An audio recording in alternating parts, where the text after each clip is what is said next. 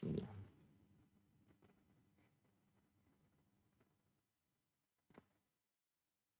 Assalamualaikum warahmatullahi wabarakatuh.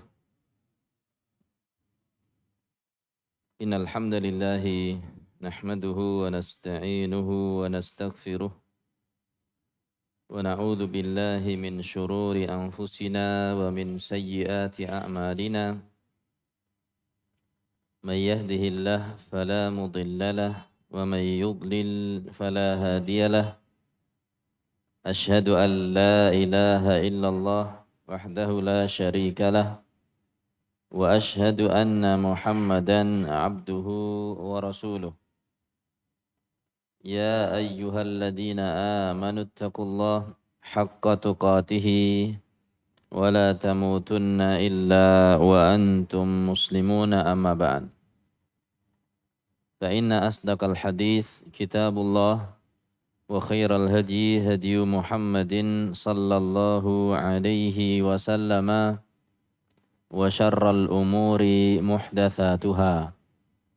Kaum muslimin, muslimat, bapak-bapak, ibu-ibu, para hadirin, hadirat di Masjid Al-Hidayah, Kota Sragen. Rahimani wa rahimakumullah. Mudah-mudahan Allah merahmati kita semuanya. Allahumma amin. Pertama, kita panjatkan syukur kehadirat Allah Subhanahu wa taala di mana kita diberi taufik, petunjuk hidayah dan diberi kemampuan dan kemauan untuk bisa menghadiri salah satu majelis di antara majelis-majelis ilmu. Mudah-mudahan Allah Subhanahu wa taala memberkahi usaha dan amalan kita dan menjadikannya sebuah amal yang soleh dan menjadikan kita semua orang-orang yang mulia di sisi Allah Subhanahu wa taala. Allahumma amin. Bapak-bapak dan ibu-ibu, para hadirin semuanya. Suatu saat saya ketemu dengan seorang masyayikh dari Palestina, murid dari Fadilatu Syekh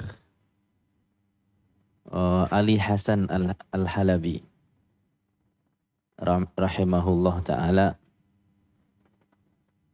berarti cucu murid Syekh Albani rahimahullah ta'ala. Karena beliau dari Palestina, kemudian mengetahui bahwa saya pernah belajar di kampung Nabi Sallallahu Alaihi Wasallam, yaitu di kota Madinah. Alhamdulillah.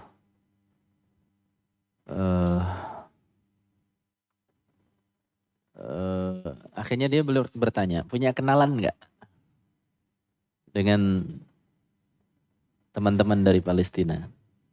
Saya bilang saya dulu punya teman dari Palestina, satu kelas.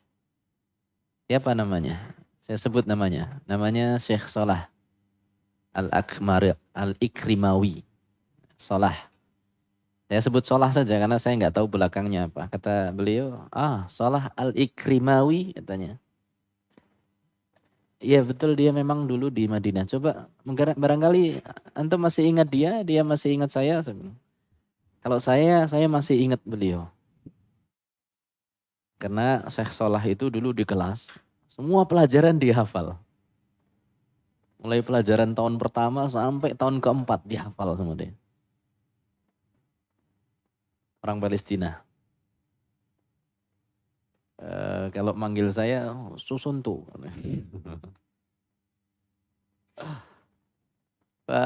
Dulu. Terus akhirnya kami saya diajak rekaman sama siapa? Namanya Syekh Ali. Muridnya Syekh Ali Hasan tadi. Ali bin Muhammad Abu Haniyah yang baru saja datang ke Yogyakarta dan sekitarnya. Saya bilang, Syekh Salah, kaifa halukum?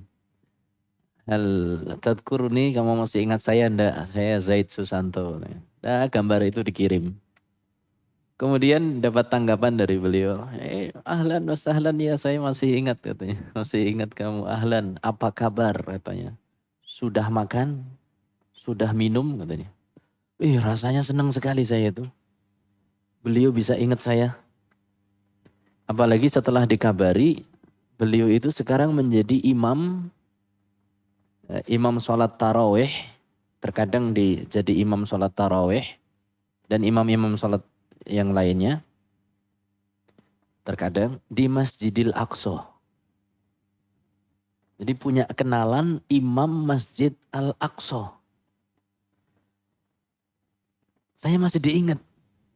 Rasanya gimana? Seneng banget. Kalau kita pikir Masjidil Aqsa itu kan setingkat dengan Masjid Nabawi, dengan Masjidil Haram. Cuma pahalanya memang bertingkat kan. Kalau Masjidil Haram sholat sekali di sana seperti 100.000 kali dari masjid yang lainnya.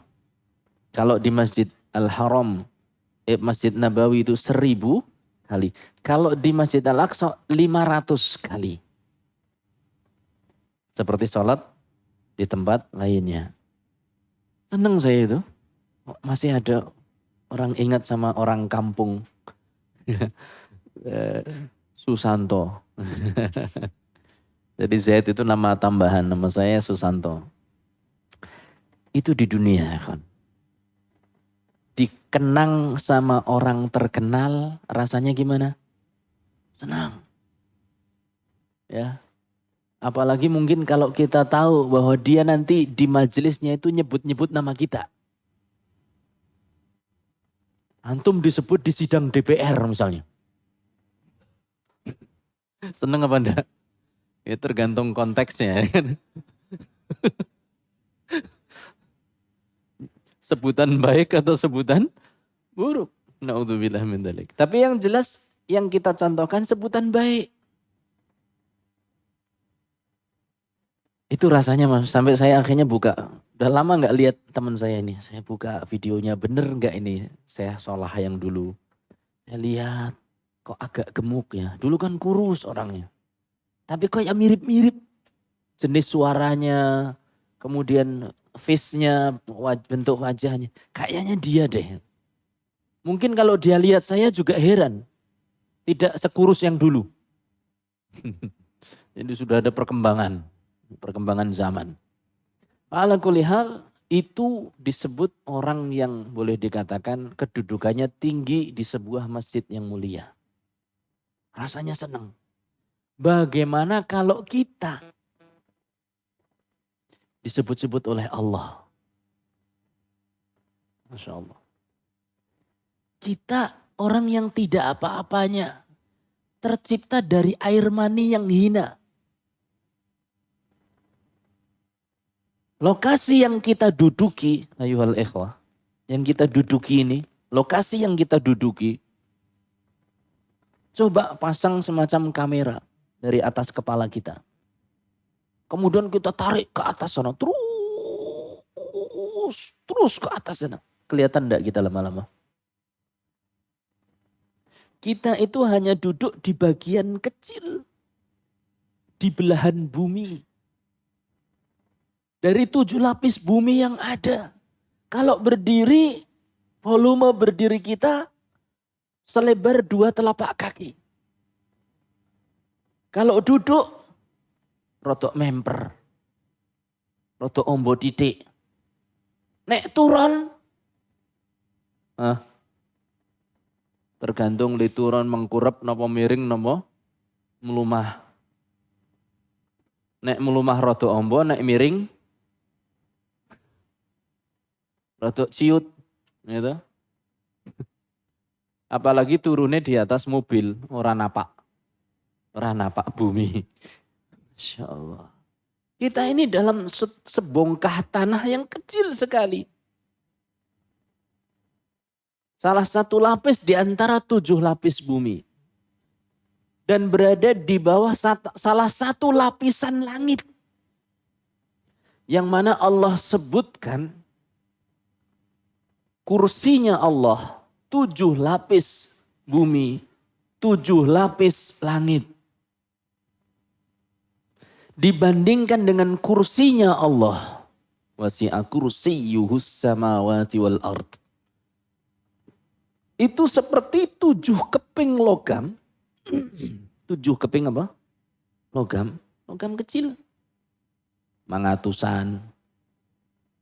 Rongatusan. Manggilo. Selawe perak. 7 logam kecil.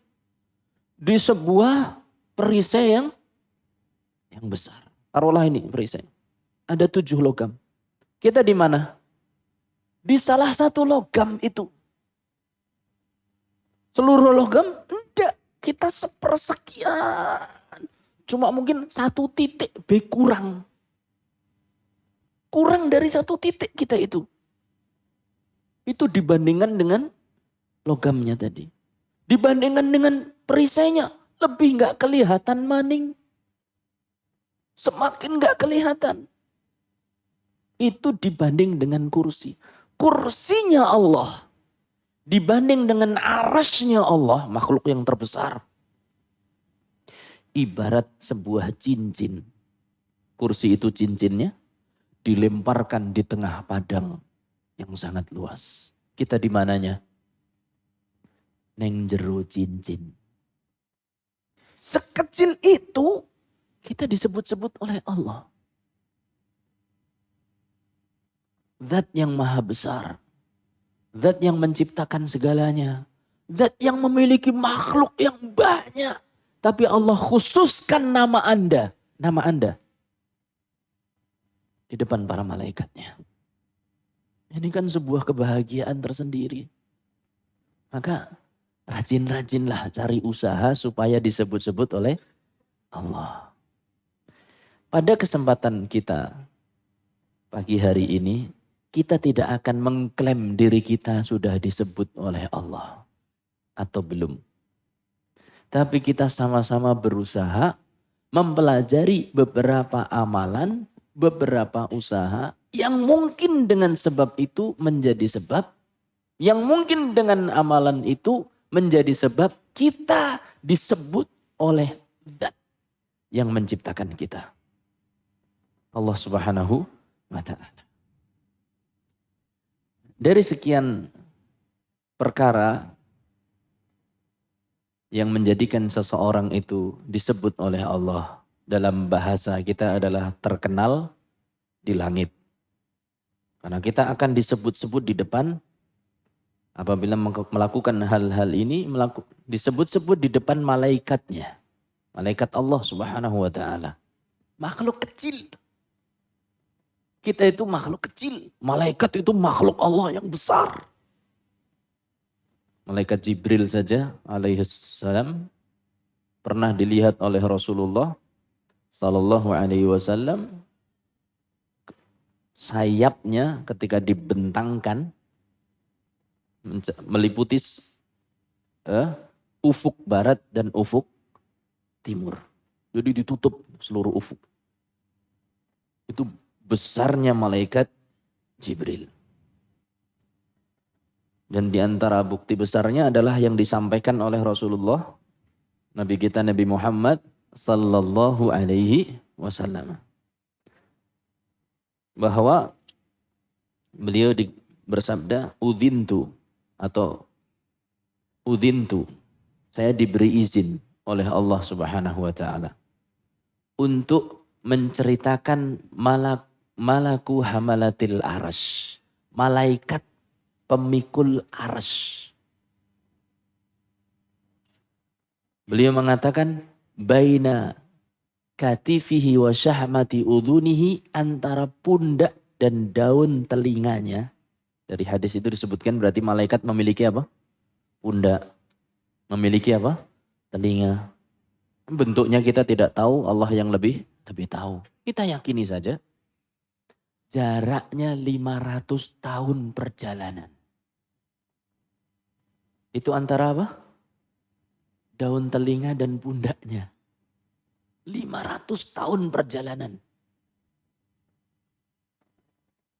500 tahun perjalanan itu bagaimana ya? dengan onta, kendaraan yang saat itu.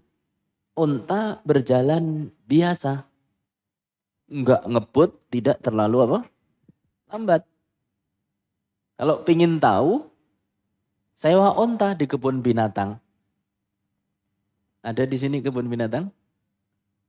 Hah? Ada ontanya enggak? Ada, sewa. Bawa ke alun-alun Seragen. Terus dinaiki. Nyoba dulu setahun perjalanan. Ojo mandek-mandek. Kira-kira jenengan sampai mana? Sampai kampung akhirat. Ya mati setahun berjalan lama sekali cuma di atas onta. Itu baru, ya jangankan 1 tahun perjalanan. Sehari semalam naik onta. Isue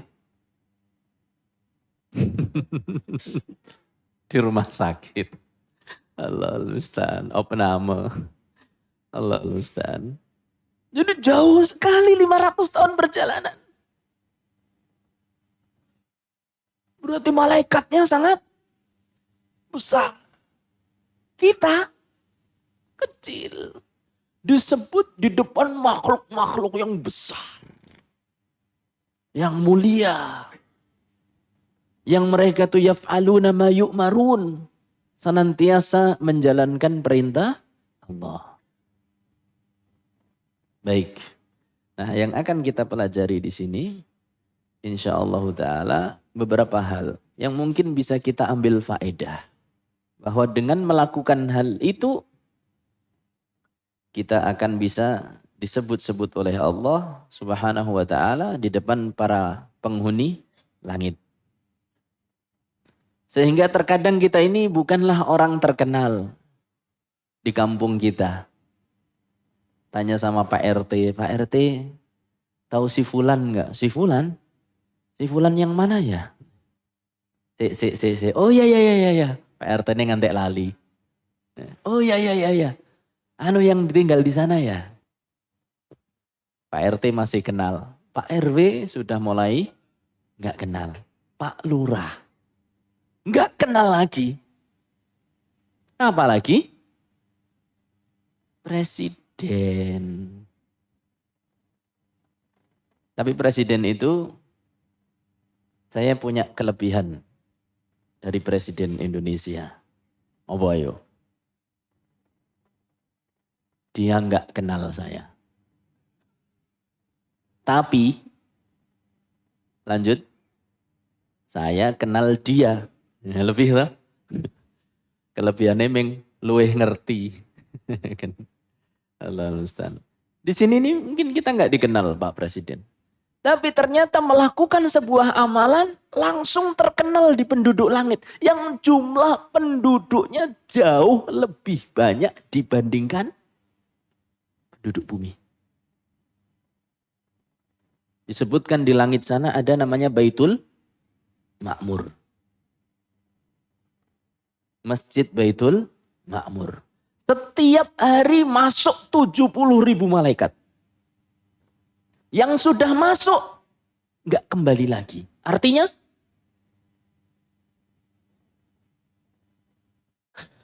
berapa jumlahnya? Setiap hari 70.000, 70.000, 70.000, 70.000. Berapa jumlahnya? Hitungan sederhana.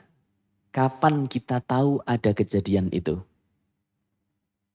Dari sejak zaman Rasulullah Sallallahu Alaihi Wasallam, beliau berceritanya kan ketika beliau hidup diutus. Zaman beliau berapa? 1400 tahun yang lalu. Apakah itu kejadiannya sebelum Nabi diutus? Tentu iya. Karena langit sudah ada sebelum Nabi Muhammad Sallallahu Alaihi Wasallam diutus. Baitul Ma'mur sudah ada. Taruhlah kita 1400 tahun yang lalu saja. Wis rasa akeh-akeh, 1000 tahun. Ada berapa hari? 360.000 hari. 360.000 hari, itu 1000 tahun. Ping. 70.000 Ayo, siapa yang bisa dapat hadiah? Nah, satu enggak apa-apa. Saya belum pernah ngitung soalnya. 70.000 kali 360.000 ada berapa? Wis jelas nolnya pinten? Nolnya pinten niku? 6 tambah loro, wis 8. Tambah 6 tambah loro. Aduh, ini hitungannya macet. Ayo sapa sinten sing saged ngitung niki? Nggih, pinten? 2,5 apa? Allah Akbar. Betul? Yakin 2,5 triliun? Monggo, Pak. Jazakallah khairah hitungannya. Guru ya? Oh, sering hitung ini. Masya Allah, barakallah. Jazakumullah khairah. Ngitungnya tadi pakai apa? Oh, kalkulator. Jazakallah khairah.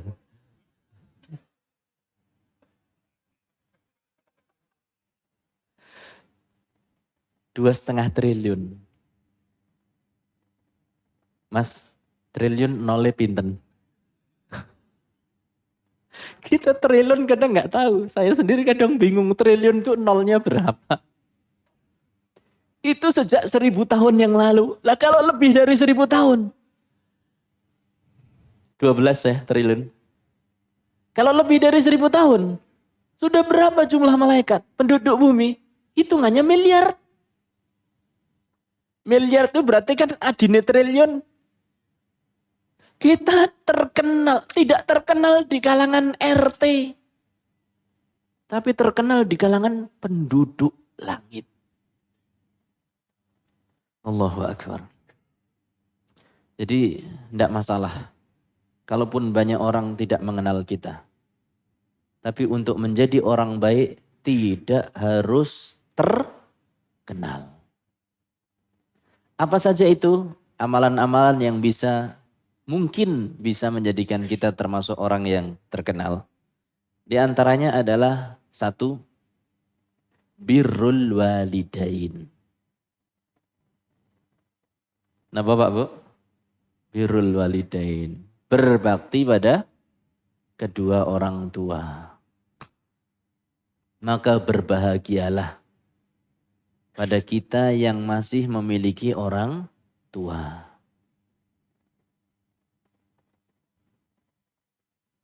Kata Rasul sallallahu alaihi wasallam, raghima anfu rajulin. Sungguh rugi seseorang. Wajada walidayhi au ahadahuma indal kibari falam yudkhilahul jannah. O kama qala sallallahu alaihi wasallam.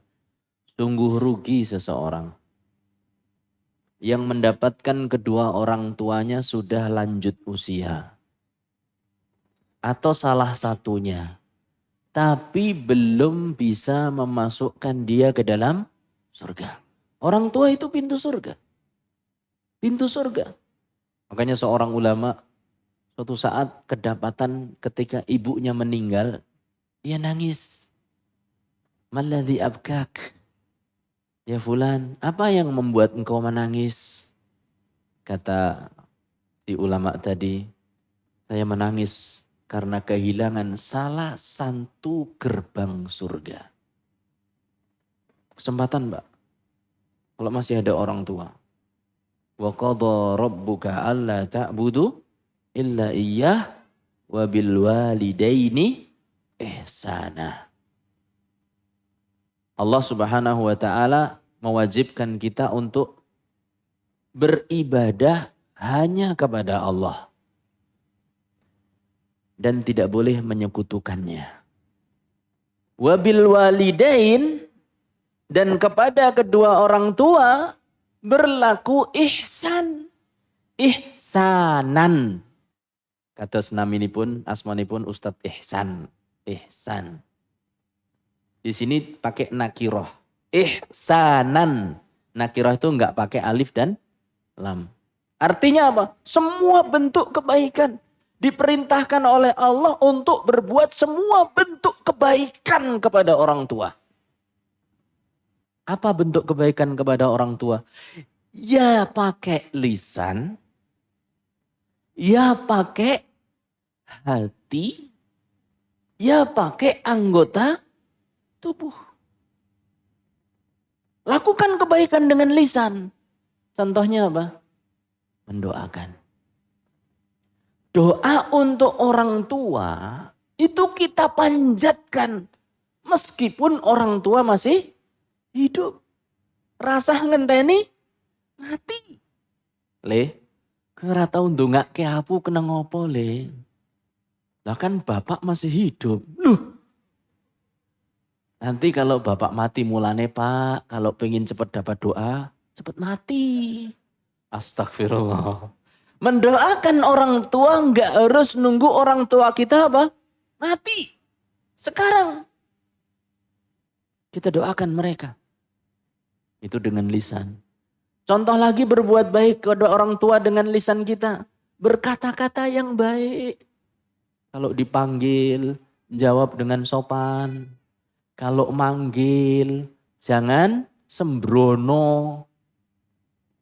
Manggil orang tua kok manggil namanya. San, kelingan San. Astagfirullah.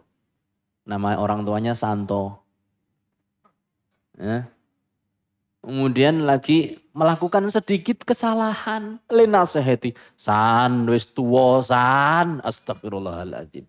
Sama orang tua itu enggak gitu. Enggak boleh. Harus memanggil dengan lembut. Duhai ayahanda, ampun mengaten Bapak. Jangan begitu Bapak. Hadakallah wa aslahaka. Didoakan. Ketika dipanggil, ucapkan kata yang Abdullah, panggil ke orang tua kok, subhanallah. Jangan. Berbuatlah baik dengan lisan. Senyum, dan yang lain-lain. Mumpung ini yang masih ada orang tuanya. Mulailah dari sekarang. Kemudian hati. Jangan suudzon. Jangan menaruh prasangka buruk pada orang tua. Dan kita cintai orang tua kita. Karena dia telah berbuat baik kepada kita sekian banyak. Apalagi kalau dia muslim. Kita mencintai dia sebagai muslim. Dan ingat, cinta itu bisa kelihatan dari mata. Cinta bisa kelihatan dari mata. Makanya kalau pas matanya ngantuk, itu nggak kelihatan cinta apa enggak. Ya. Jadi kalau dipanggil, plerok. Itu kan mendelik-mendelik. Sama orang tua nggak boleh mendelik-mendelik. Melotot, menteleng. Ya, nggak boleh. Pandang dengan pandangan mata cinta. Sebagaimana Anda memandang anak Anda dengan penuh kasih sayang. Pandang orang tua Anda. Ketika orang tua menatap mata Anda, hendaklah dia dapatkan cinta di bola mata Anda. Yang sudah punya anak insya Allah merasakan. Bagaimana kalau seorang anak itu memandang dengan cinta kepada kita. Ini mas-mas, ya adik-adik, bapak-bapak, yang mungkin selama ini sikapnya sama orang tua masih apa? Kurang tawadhu, kurang sopan, kurang ramah. Perbaiki. Karena berbakti pada orang tua sebab kita insya Allah menjadi terkenal di sisi Allah. Dengan jawarih kita. Orang tua butuh apa? Butuh harta kita kasih. Jangan sampai orang tua kita singgah ke tempat kita sudah jadi orang kaya. Sementara orang tua masih tetap tinggal di desa. Dengan pitiknya, dengan bebeknya, dengan sawahnya. Mampir ke tempat kita. Buka kulkas dibentak. Astagfirullahaladzim. Sudah dibuka-buka Pak. Listriknya bayar. Astagfirullahaladzim. Ya kawan. Pas lagi main ke belakang ada kolam ikan. Antum lagi pergi. Bapak antum seneng sekali diserok. Goreng. Bali-bali, Pak iki apa Pak? Iwak le tak cekelke. Loh, iwak koi. Ujare bapaknya sih kayak iwak gabus. Ya, ono iwak diserok. Iwak koi. Astagfirullahaladzim. Marah. Anta wa malu kali abik. Kau, dirimu dan hartamu itu milik bapakmu. Dirimu dan hartamu milik bapakmu. Jadi kalau bapakmu ngambil, neng no wae. Biarkan. Wong dia ngambil hartanya sendiri. Kalau bapak Anda kemudian suatu saat mengambil uang dari Anda, rasa dideng-dengi terus diweden-wedeni. Pak, utang loh Pak, utang loh Pak. Astagfirullah, sama orang tua. Pak, Bu, birrul walidain. Disebutkan dalam satu kisah, seorang pemuda yang sangat terkenal. Siapa? Uwais Al-Qarani. Saking terkenalnya sampai disebut oleh Rasulullah Sallallahu Alaihi Wasallam. Padahal nggak pernah bertemu. Jadi Uwais Al-Qarani itu hidup di zaman siapa? Rasulullah Sallallahu Alaihi Wasallam. Tapi berusaha nemui, nggak ketemu. Allah takdirkan dia tidak menjadi apa? Sahabat. Tapi disebut oleh Rasul Sallallahu Alaihi Wasallam dalam satu riwayat dikatakan, Ya'ti alaikum Uwaisun, akan datang kepada kalian seorang yang bernama Uwais dari Yaman. Min Murad, dari suku Murad. Tumma Qaran, kemudian dari suku Qaran. Kana bihi baros, dulu dia memiliki penyakit kusta. Baros. Jadi apa namanya? Kulitnya itu belang-belang dan merusak kulit itu sendiri. Jadi kalau sampai parah katanya sendi-sendinya bisa rusak.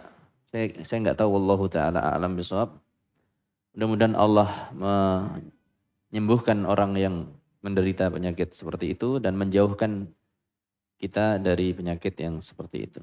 Allahumma amin. Kalau yang ditimpa, tidak usah berkecil hati.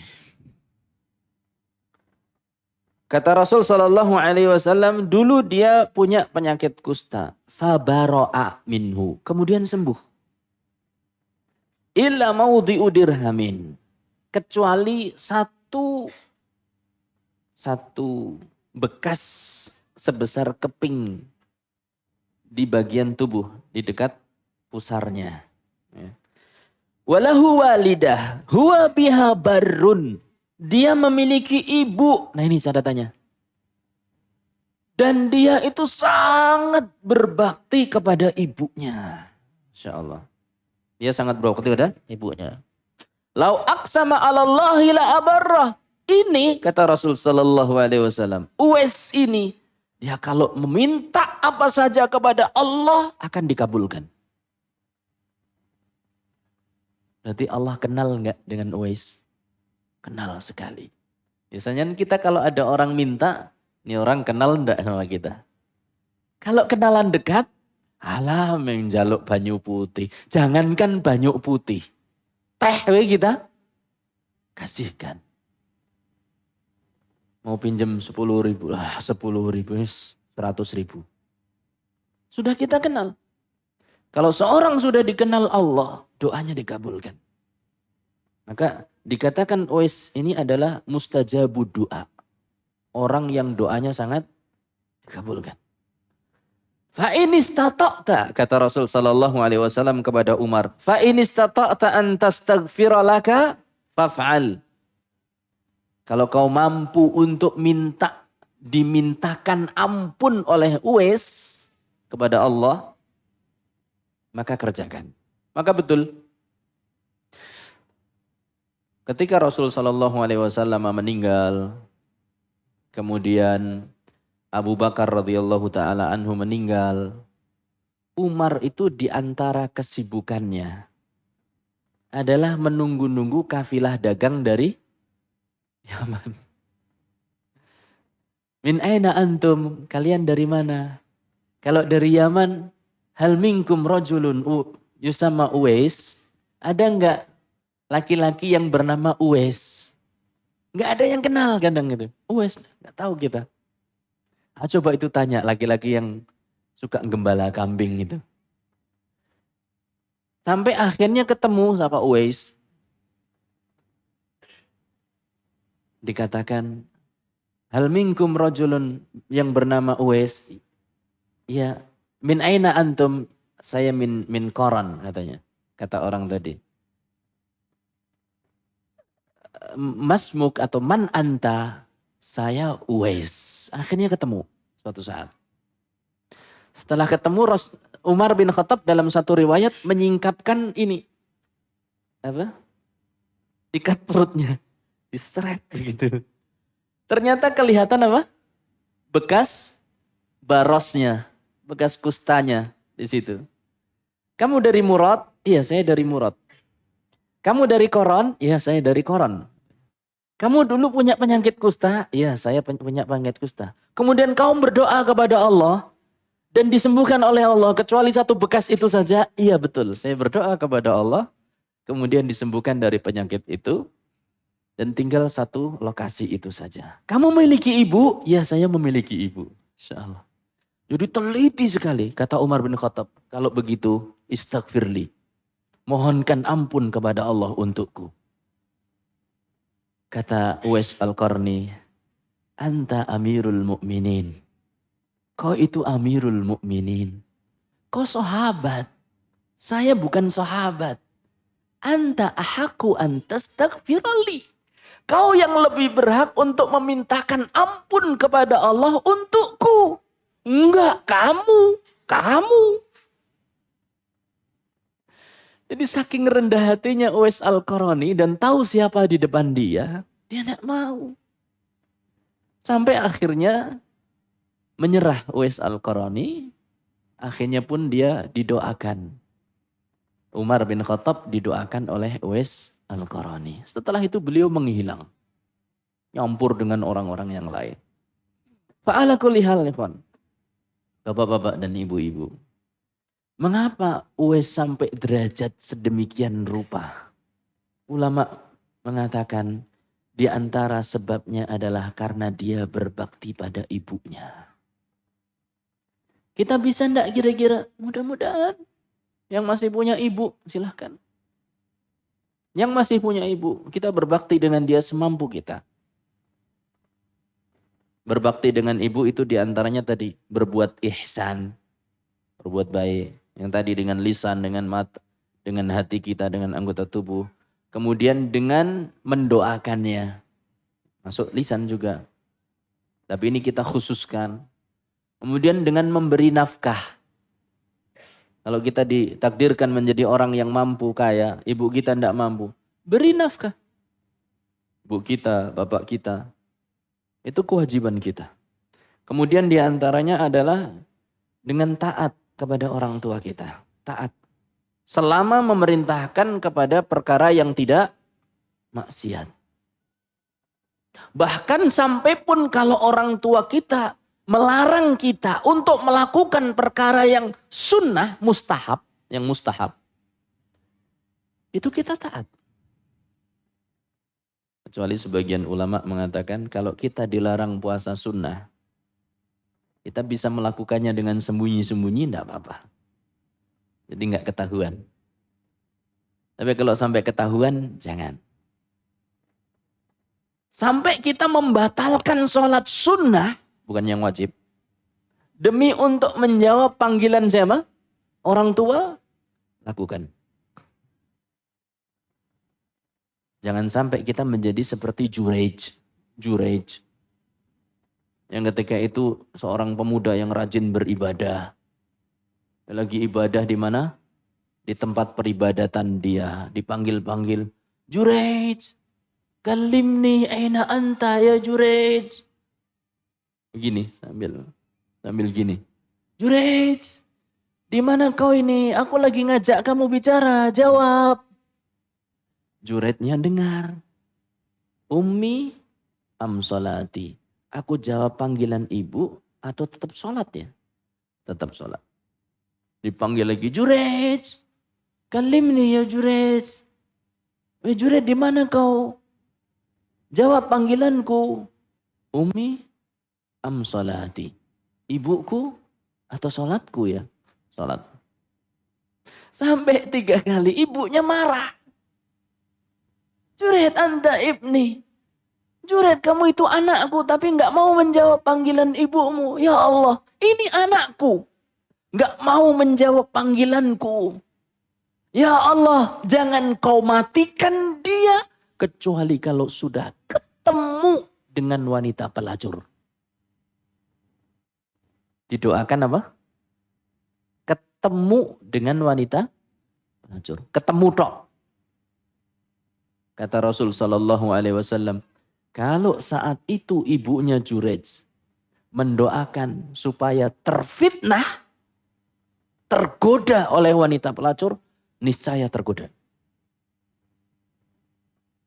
Tapi ibunya masih baik hati. Doakannya cuma apa? Ketemu tok. Makanya hati-hati Pak.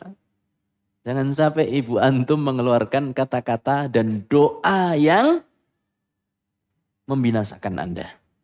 Dan Anda, kita sebagai orang tua, subhanallah, punya anak. Gunakan lisan kita, jangan sampai keluar kata-kata yang menyakitkan masa depan mereka. Anaknya diajari ora iso-iso. Lemuni bocah kok. Bocah kok. Rawani kan. Memang kita jangan. Makanya saya nyontohkan ini enggak saya ungkapkan.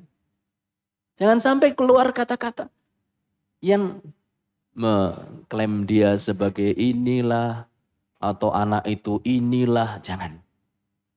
Kata-katakan yang baik. Di antara contoh baik dari masyayikh itu kalau ada muridnya yang rodok bandel.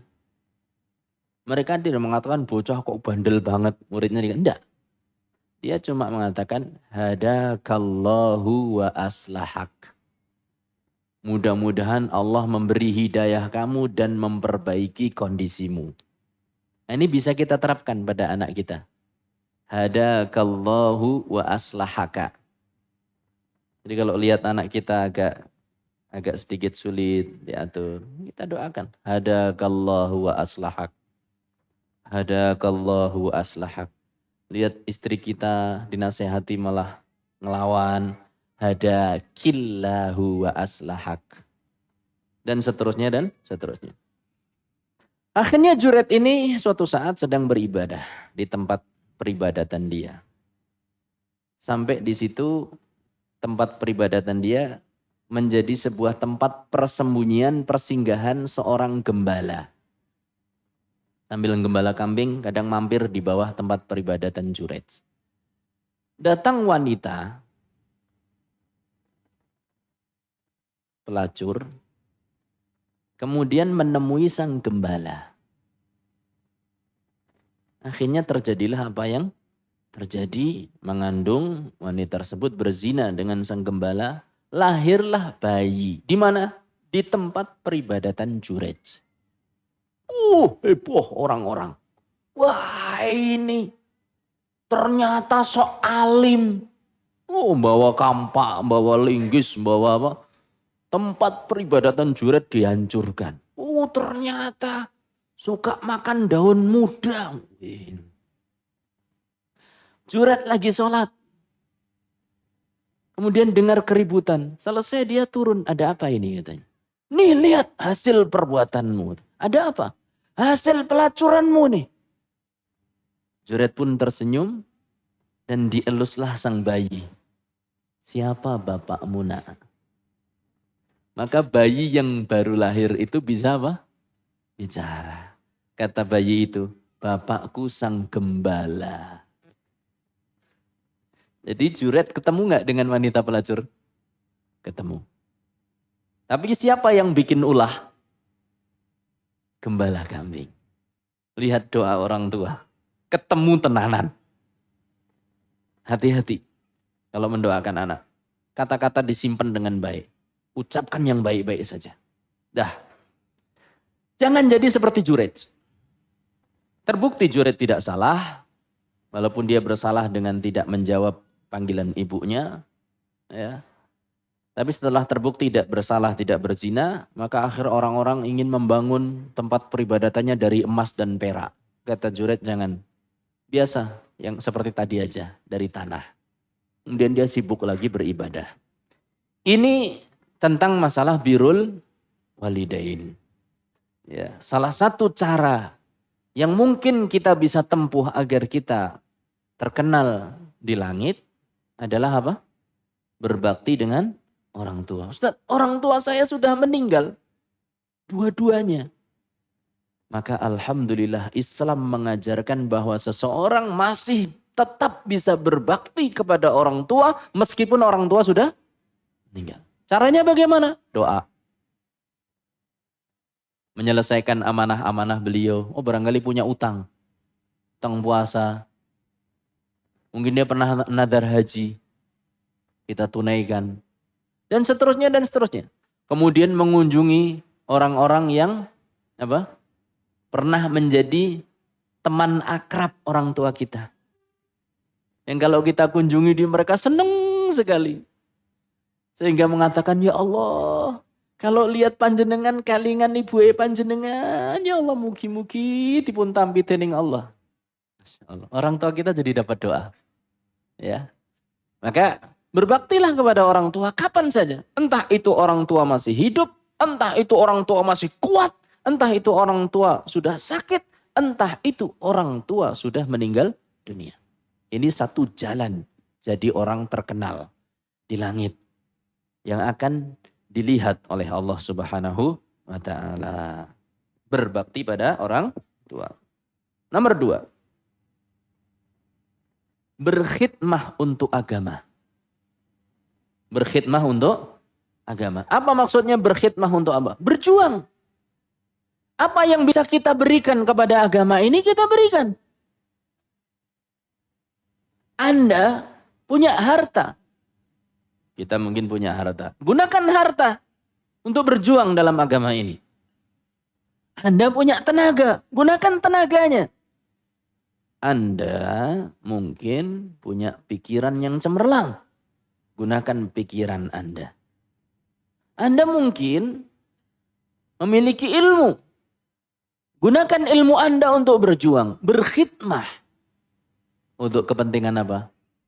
Kepentingan diri kita sendiri. Kita yang butuh. Kita yang memerlukan. Agama tidak perlu.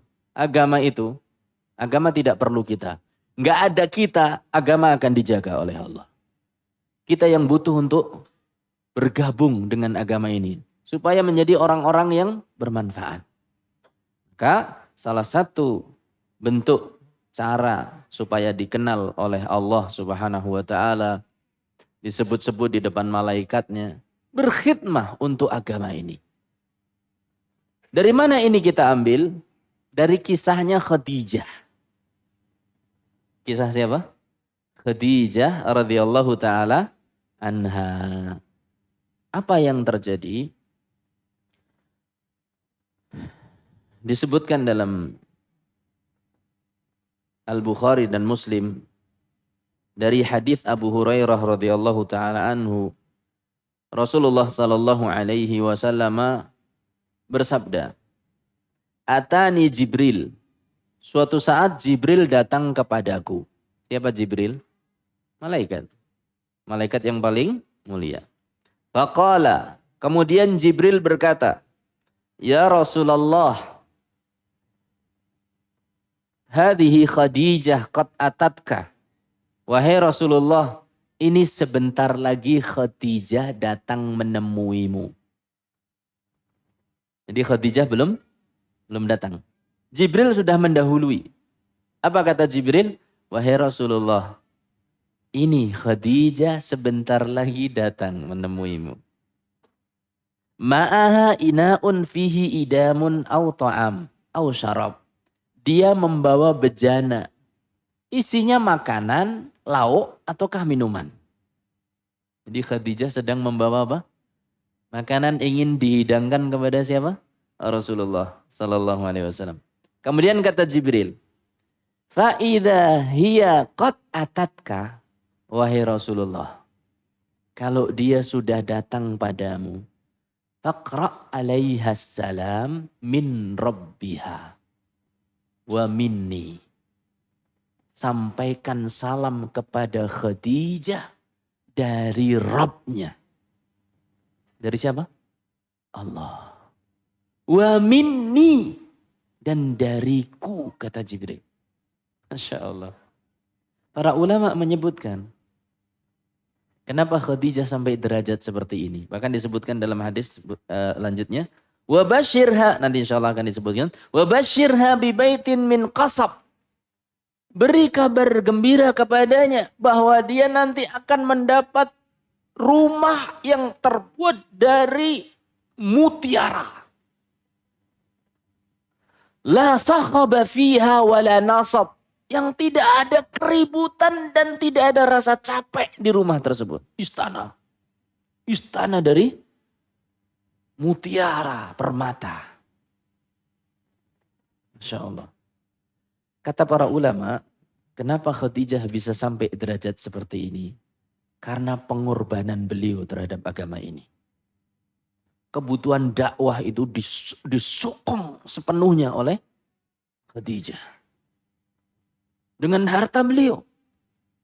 Kalau Rasul Shallallahu Alaihi Wasallam melihat orang saudaranya mungkin membutuhkan, maka dia pun menyampaikan kepada Khadijah. Khadijah langsung keluarkan hartanya untuk berinfak kepada orang tersebut. Ini perjuangan Khadijah. Dan beliau adalah orang yang pertama kali masuk Islam dari kalangan kaum wanita. Dan balasan dia adalah istana yang megah, yang tidak ada keributan. Ya, semua istana di sana. Tapi disebutkan semua istana di sana seperti itu. Indah. Tapi disebutkan secara khusus untuk Khadijah. Kenapa? Karena Khadijah masuk Islamnya tanpa neko-neko. Tidak perlu debat. Tidak perlu apa. Begitu Nabi Muhammad SAW ceritakan tentang kedatangan malaikat Jibril. Maka Khadijah pun langsung percaya. Ini loh, kita ini kalau pingin dikenal, jadilah seperti Khadijah. Ibu-ibu juga ini. Ya. Apa saja yang datang dalam agama ini, kalau benar, betul-betul itu ajaran Islam, rasa ngeyel. Sami'na wa ata'na. Tinggal bagaimana kita mampu melaksanakan ataukah belum, itu saja. Tapi kita terima. Jangan kemudian ngengkel, ngeyel, mendebat dan yang lainnya. Terima. Kalau jelas-jelas hadisnya, dalilnya, Al-Quran, ada dalil-dalil Al-Qurannya misalnya, ada dalil dari as-sunnahnya misalnya, kemudian pemahaman ulama yang benar begini, terima. Orang yang semacam ini akan dibalas oleh Allah dengan dikenal, berkorban, dan taslim, betul-betul menerima agama Islam. Ini nomor 2, ya, nomor 2, yaitu berkhidmah untuk agama. Nomor 3, zikir. Nomor 3 adalah apa? Zikir. Memperbanyak zikir. Kata Allah Subhanahu wa taala, "Fadhkuruni adzkurkum." Ingatlah kalian aku. Fadhkuruni. Banyak-banyaklah kalian berzikir kepadaku. Adzkurkum. Niscaya aku akan mengingat kalian. Di tingkat dunia, kita orang cilik, wong cilik, nyebut-nyebut wong gede, itu biasa atau bukan biasa? Wajar. Tapi kalau ada orang besar nyebut wong cilik, Luar biasa ataukah biasa? Luar biasa. Kita hamba Allah, menyebut Allah, itu kewajiban kita. Tapi sampai Allah menyebut kita, itu istimewa. Caranya bagaimana? Banyak zikir. Bagaimana zikirnya? Seakan zikir apa saja. Zikir itu bisa dengan kalimatut thayyibah. Subhanallah, alhamdulillah, la ilaha illallah, Allahu akbar, la hawla wa la quwata illa billah. Atau membaca Al-Quran dan yang lainnya. Atau kalimat thayyibah berupa ungkapan-ungkapan rasa syukur kepada Allah. Cerita kepada temannya, alhamdulillah lu mas, tadi saya ngaji itu nggak ngantuk. Ini namanya zikir. Ini menyebut nikmat Allah bahwa tadi ngaji nggak ngantuk. Itu sudah zikir. Jadi bisa dengan mengungkapkan nikmat-nikmat Allah. Alhamdulillah tadi saya itu ngaji paham. Ada hal-hal yang bisa saya tangkap. Alhamdulillah. Alhamdulillah loh saya tadi. Padahal saya pagi itu kerjaannya banyak begini-gini. Tapi Allah berikan saya kesempatan. Alhamdulillah. Itu zikir. Mengingat-ingat. Duduk berdua sama istrinya. Ya alhamdulillah kita ini sudah nikah 50 tahun jadi. Iya mas. Ya tapi kok sampai sekarang saya belum menikah lagi ya. Wah gitu. Ini untuk membangkitkan semangat. Ben saya ngantuk rada melek. Alhamdulillah 50 tahun. Belum pernah ya Dik rasanya kita ini bertengkar dengan apa? Saking parahnya. Iya mas. Ada itu manut banget loh. Manutan dari iya mas. Kalau saya sampaikan apa aja nggak pernah kesinggung. Iya alhamdulillah mas. Gini Dek maksud saya itu. Mulai. Jadi kasih mukadimah dulu. Kamu nggak pernah pemarah, kita nggak pernah apa kerengan, ya, masya Allah. Keluarga kita damai, masya Allah. Apa saja yang saya sampaikan adik menerima dengan baik, masya Allah. Jadi begini Dek, maksud saya, sowan kulo dateng mriki. Ini guyon. Jadi menyebut nikmat-nikmat semacam itu zikir. Menyebut tentang anak, alhamdulillah. Anak sudah bisa baca Quran ya, padahal baru usia 8 tahun. Baru usia 7 tahun. Insya Allah. Itu zikir. Allah itu baik banget ya. Di masa apa? Pandemi kita masih bisa makan, masih bisa minum sehat walafiat. Itu zikir. Menyebut-nyebut kebaikan Allah. Silakan berzikir kepada Allah. Yang penting bagaimana seorang itu bisa ingat pada Allah. Sholat jelas. Kalau sholat itu jelas. Sholat fardu 5 waktu itu jelas. Wajib itu. Termasuk zikir yang wajib. Jadi jangan sampai kita mengatakan, saya walaupun nggak sholat 5 waktu, ning saya tetap eling lu sama Allah. Itu nggak laku.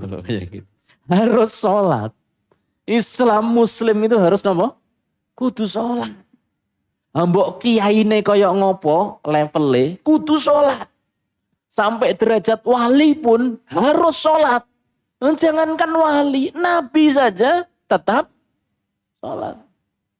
Makanya kalau seseorang sampai derajat wali kok enggak sholat, itu kudu ditambani. Kedah dipun apa? Tambani, ben sholat. Rasul SAW sampai menjelang meninggal sholat. Abu Bakar sholat. Umar bin Khattab meninggalnya ketika sholat. Utsman bin Affan, orang yang rajin sholat, rajin puasa, rajin baca Quran, meninggal ketika sedang baca Quran. Ali bin Abi Thalib meninggal ketika sedang sholat. Kita mau nyuntuh siapa? Jadi kalau ada orang dikatakan wali, kok mboten sholat, niku kudu ditambani. Ya, bukan kok diagung-agungkan. Kita kasihan. Oh ini mungkin bapak ini perlu diobati. Biar dia bisa kembali sholat. Bisa kembali zikir kepada Allah dengan benar. Coba diperiksakan. Coba diperiksakan. Bukan kok diviralkan. Ya, bukan diviralkan. Diajak keluarganya, diarahkan, coba konsultasi. Barangkali ada cara menyembuhkannya. Begitu. Ya, maka sekali lagi, cara mendapatkan keterkenalan kita di hadapan Allah, di depan penduduk langit, zikir dengan bentuk apapun. Kemudian Rasul sallallahu alaihi wasallam juga bersabda, "Faman dzakarani fi nafsihi," dalam satu hadis qudsi, "Faman dzakarani fi nafsihi dzakartuhu fi nafsi. Wa man dzakarani fi mala'in dzakartuhu fil mala'i a'dham min mala'ih." Atau fil mala'i a'dham. Barang siapa yang berzikir mengingat-ingatku, kata Allah Subhanahu wa taala dalam hadis qudsi, barang siapa yang mengingat-ingatku dalam dirinya, aku akan sebut-sebut dia secara tersendiri. Dan barang siapa yang menyebut-nyebutku di hadapan manusia, aku akan sebut-sebut dia di hadapan makhluk yang lebih mulia. Siapa? Malaikat. Ya. Jadi di antara cara mencapai derajat itu adalah dengan melakukan perbuatan-perbuatan perintah agama. Kata Rasul sallallahu alaihi wasallam, "Innallaha idza ahabba fulan," sesungguhnya Allah itu, atau dalam satu hadis bahwasanya wala yazalu abdi yataqarrabu ilayya bi an-nawafili hatta uhibbah. Terus seorang hamba itu mendekatkan diri kepadaku dengan perkara-perkara yang sunnah. Sebelumnya tentu dengan perkara-perkara yang wajib. Man adali waliyan faqad adantuhu bil harbi. Barang siapa yang memusuhi waliku, maka aku akan umumkan perang melawan dia. Wala yataqarrabu abdi bi syai'in ahabba ilayya mimma aftaratuhu alaih. Dan tidaklah seorang hamba, tidaklah hambaku mendekatkan diri kepadaku dengan sesuatu yang lebih aku cintai dibanding perkara yang wajib. Jadi yang wajib itu paling dicintai oleh Allah. Wala yazalu abdi yataqarrabu ilayya bin nawafila atau bin nawafili hatta uhibbah. Dan terus hambaku itu mendekatkan diri kepadaku dengan nafilah, yang sunnah-sunnah. Sampai aku cintai dia. Dalam kesempatan yang lain, Rasul sallallahu alaihi wasallam menyampaikan, Innallaha idza ahabba abdan da'a atau nada Jibril. Sesungguhnya Allah itu kalau mencintai seorang hamba, Allah akan panggil Jibril. Dan mengatakan, ya Jibril, inni uhibbu fa'ahibbah. Inni uhibbu fulanan fa'ahibbah. Wahai Jibril, sesungguhnya aku mencintai fulan. Cintai dia. Fa'ahabbahu Jibril. Maka orang tersebut pun dicintai oleh siapa? Jibril. Jadi nama jenengan disebut oleh Allah. Kalau sudah sampai taraf apa? Dicintai. Caranya gimana? Yang fardu dijalankan, yang sunnah dikerjakan. Yang haram ditinggalkan, yang makruh dijauhkan. Supaya kita dicintai oleh Allah. Jibril dipanggil, aku mencintai si fulan. Fulan disebut namanya. Jibril pun mencintainya. Fa'idha ahabbahu Jibril. Ketika Jibril sudah mencintai si fulan itu tadi, nada ahlas sama. Dia panggil seluruh penduduk langit. Yang isinya siapa? Malaikat. Dia katakan, Innallaha ahabba fulan fa'ahibbuh.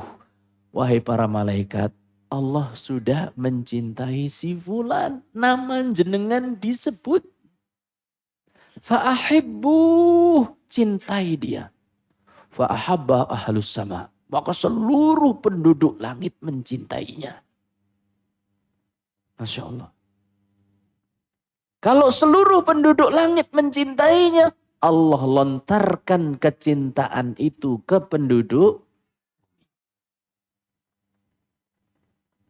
Mudah-mudahan Allah Subhanahu wa taala menjadikan kita termasuk aulia Allah, wali-walinya Allah. Alladzina amanu wa kanu yattaqun. Siapa wali Allah? Orang-orang yang beriman dan bertakwa.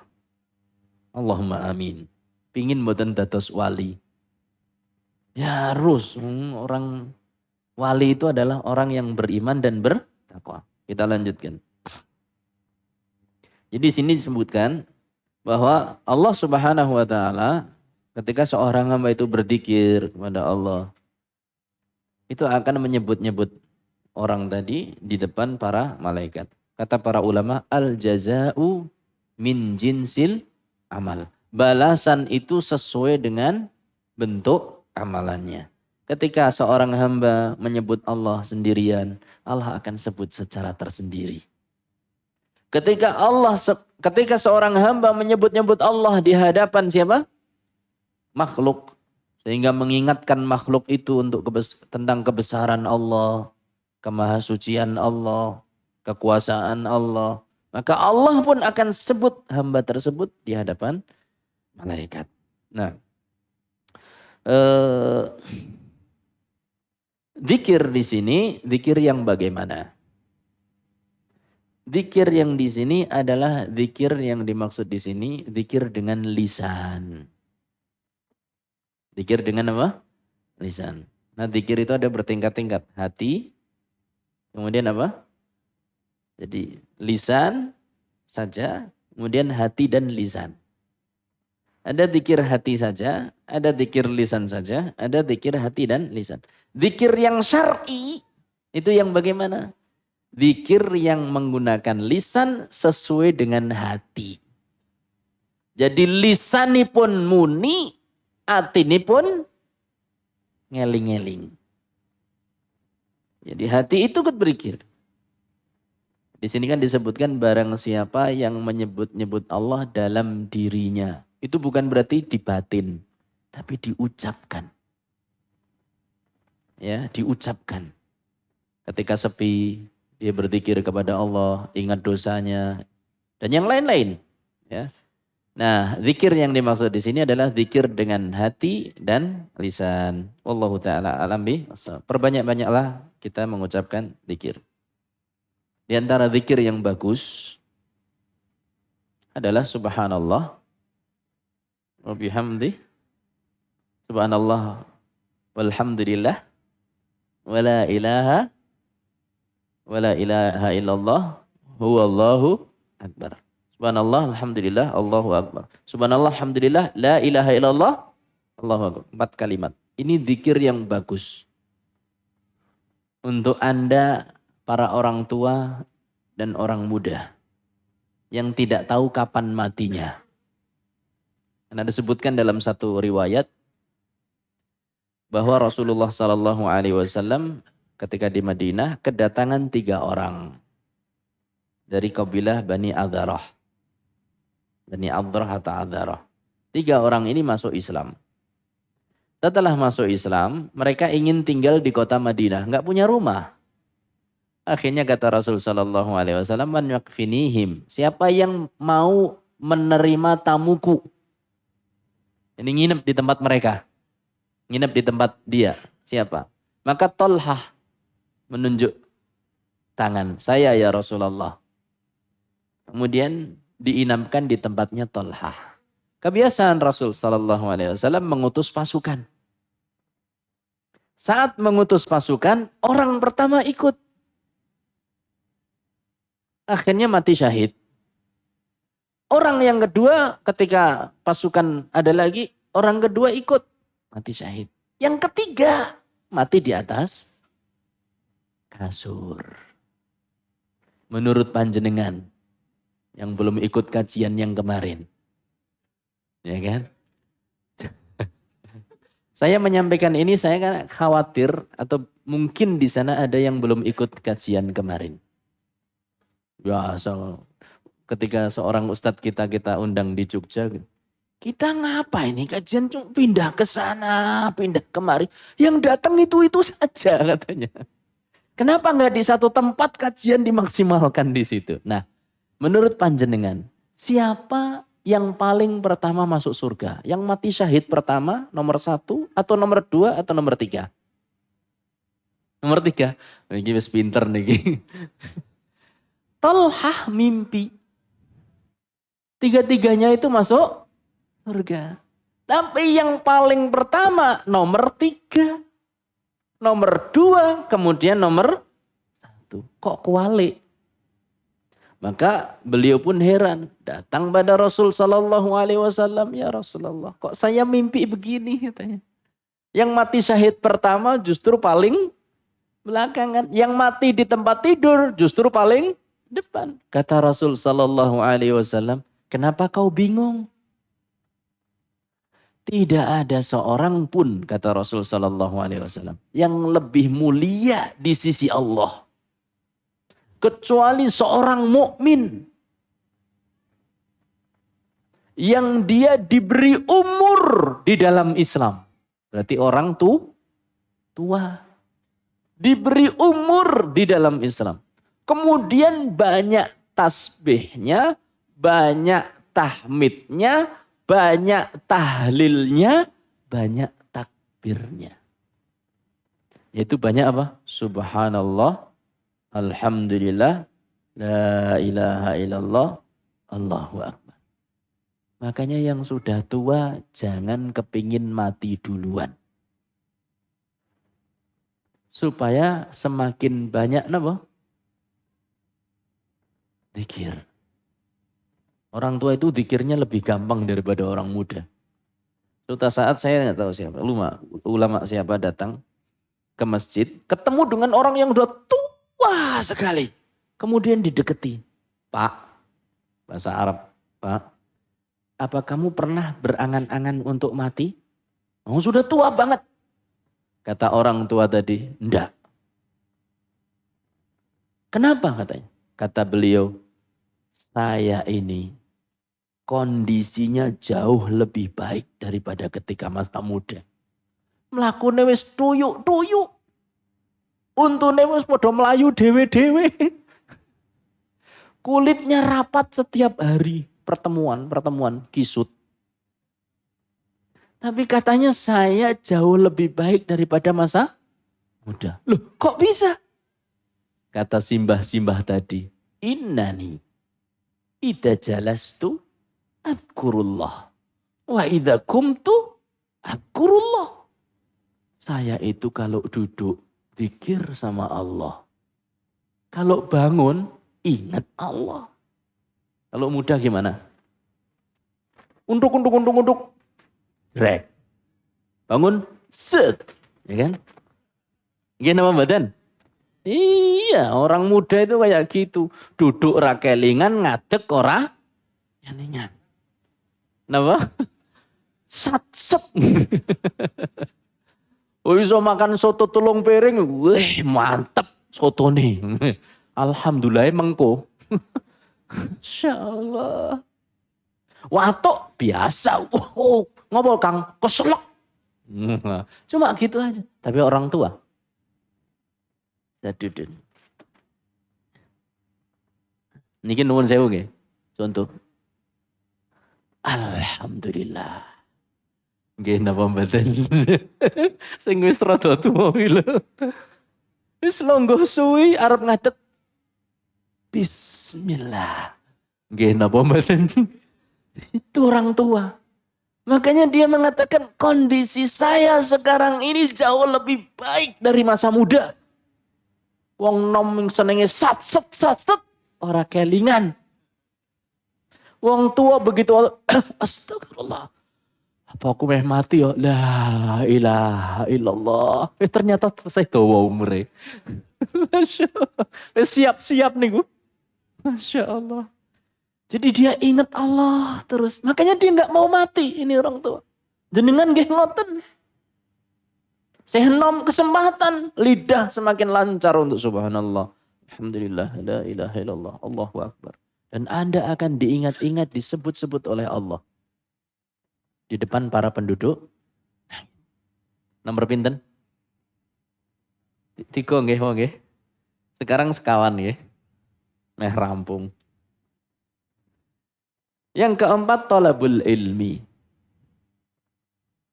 Mencari ilmu. Kata Rasul sallallahu alaihi wasallam dalam hadis yang sahih diriwayatkan oleh Imam Muslim dari hadis Abu Hurairah. Rasulullah sallallahu alaihi wasallam bersabda, "Majtama'a qaumun fi baitin min buyutillah yatluna kitaballahi wa yatadarasunahu bainahum illa nazalat alaihimus sakinah wa ghasyiyatuhumur rahmah wa haffathumul malaikah wa dzakarahumullahu fi man indah." Tidaklah satu kaum berkumpul di satu rumah di antara rumah-rumah Allah. Yatluna kitab Allah, membaca kitab Allah. Wa yatadarasunahu bainahum, dan mempelajarinya bersama-sama. Illa nazalat alaihimus sakinah, kecuali pasti turun kepada mereka ketenangan. Wa ghasyiyatuhumur rahmah, dan mereka diliputi rahmatnya Allah. Wa haffathumul malaikah, dan mereka akan dikelilingi oleh malaikat. Malaikat melihat jenengan. Siapakah malaikat? Penduduk langit. Kalau siang, berarti malaikat siang. Kalau malam, malaikat malam. Karena malaikat itu yata'aqabuna fil laili wan nahar. Malaikat itu berganti-ganti turunnya malam dan siang. Mereka bertemu di waktu sholat subuh dan sholat asar. Malaikat malam ketemu dengan malaikat siang di sholat subuh. Setelah itu malaikat malam naik ke langit. Tinggallah malaikat siang. Nanti ketemu giliran lagi di waktu sholat asar. Ini salah satu terkenal di depan penduduk langit, subuh dan asar. Sholat apa? Subuh dan asar. Okay. Jadi harus dijaga. Nah, ini akan apa namanya? Tadi saya bilang apa? Dikerumuni oleh malaikat. Masya Allah. Ya, akan dikerumuni oleh malaikat. Di sini ada sebutan kaum. Kaum itu laki-laki atau perempuan? Laki-laki atau perempuan? Ayo. Kaum itu untuk laki-laki. Makanya Allah Subhanahu wa taala berfirman, la yaskhar qaumun min qaumin asa ayyakunu khairan minhum. Janganlah satu kelompok laki-laki menghina laki-laki yang lain. Karena barangkali yang satu, mereka yang dihina bisa lebih baik daripada yang menghina. Terus yang wanitanya, wala nisaun min nisain. Demikian juga wanita, jangan menghina wanita yang lain, jangan merendahkan wanita yang lain. Karena barangkali yang direndahkan jauh lebih baik daripada yang merendahkan. Berarti kaum untuk laki-laki, kalau perempuan sendiri. Nah ini, wah Ustaz, kata ibu-ibu, aku mau ngaji saiki. Lah ngopo? Enggak disebut dalam hadis. Kata para ulama, walaupun tidak disebut, tapi wanita tetap ikut di dalamnya. Seperti ketika halnya para anbiya, para nabi mengatakan, ya qaumana, wahai kaum kami. Di situ kaum laki-laki atau perempuan? Laki-laki dan perempuan. Jadi wanita ikut ke dalam sebutan apa? Kaum. Laki-laki, kaum itu adalah laki-laki, wanita ikut. Jadi sama, laki-laki atau wanita yang mencari ilmu. Di sini ada satu permasalahan. Yatluna kitaballah, membaca Quran. Jadi Al-Imam An-Nawawi berpendapat hadis ini dalil bolehnya al-qiraah bil idarah. Deres. Ada 5 orang kumpul, satu membaca, ini giliran baca lagi, giliran baca lagi, giliran baca lagi. Terus begitu. Namanya al-qiraah bil idarah. Al-Imam An-Nawawi rahimahullahu ta'ala. Sebagian ulama yang lain mengatakan tidak. Tidak boleh namanya qiraah bil idarah. Kecuali kalau ada muallimnya, pengajarnya yang bisa membenarkan mana yang salah, menguatkan mana yang benar. Walaupun nanti bacanya boleh. Yang lebih benar, yang lebih tepat yang mana? Yang ada muallimnya, yang ada gurunya. Karena di situ disebutkan wa yatadarasunahu bainahum. Dan mereka saling mengajar dan sama-sama mempelajari Al-Quran. Nah, ini apa namanya? Tolabul ilmi. Kemudian perkara yang kelima, dan ini adalah sebelum terakhir. Biasanya yang dengar kata terakhir niku semangat melih. Misal, Dek, kamu itu bukan yang terakhir loh, Dek. Wah, yuk semangat. Gitu. Sing paham yang sithik. Wis balik meneh wae. Yang kelima, sholawat. Ya, sholawat kepada siapa? Kepada Nabi Muhammad sallallahu alaihi wasallam. Dari sahabat Abu Hurairah radhiyallahu taala anhu, beliau mengatakan bahwa Rasulullah sallallahu alaihi wasallam bersabda, "Man shalla alayya wahidatan sallallahu alaihi biha asyra."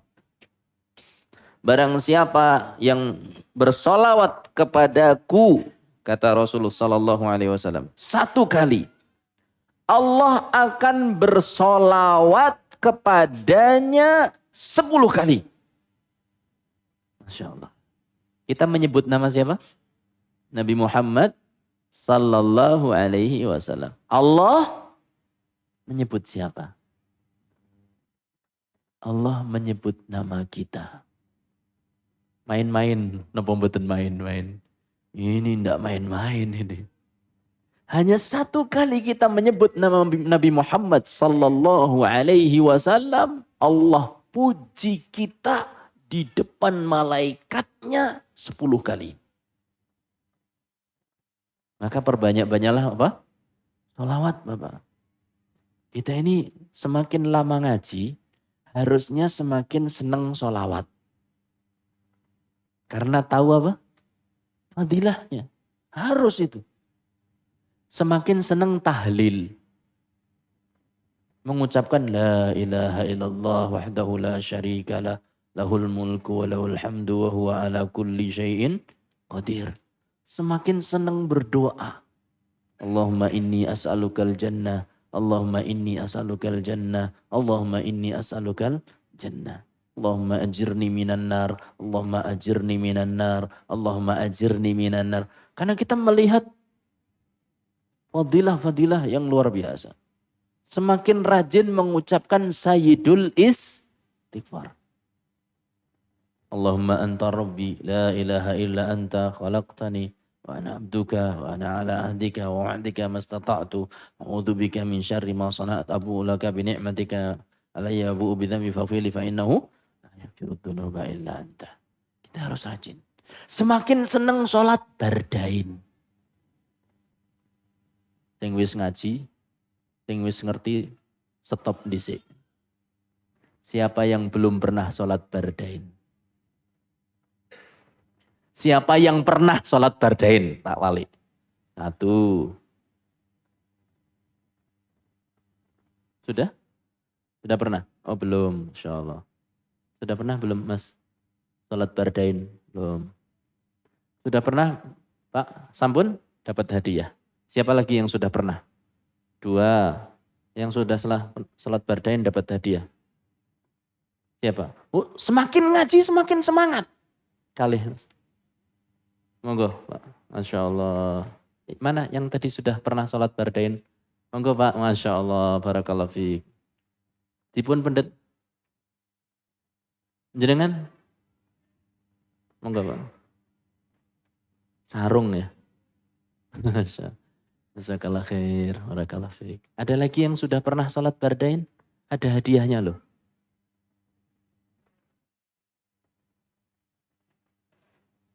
Sudah pernah Pak? Ibu-ibu pernah sholat bardain? Jenengan rasa ngacung. Oh wis sedak hadiah kok. Mau tak kon maju mboten kersa jenengan niku. Jazakallah khairan, barakallah fiik. Nggih. Bapak sudah pernah sholat bardain? Belum ya? Insyaallah. Anda sudah ngaji berapa tahun belum sholat bardain? Sholat bardain itu. Sholat apa? Sholat? Berarti sudah pernah? Ya, sudah kasih. Yang ngaku pernah tak kasih. Puntit pun ini. Ojo ngacung kabeh bar iki. Salat bardain, salat di dua waktu yang dingin. Dua waktu yang dingin. Carane pripun? Isu-isu jenengan tangi meruput. Begitu adzan subuh mireng, nek sing biasane teng masjid. Imame takbir melu takbir. Nah niku salat bardain jenenge. Rasah ngacung, yes. Telat ngacungnya. Kalau paling seneng ngoten iki. Sampun apa dereng, Mas? Sampun. Sampun? Sampun. Sampun nggih, Pak. Opo aja. Salat bardan itu loh salat subuh dan asar.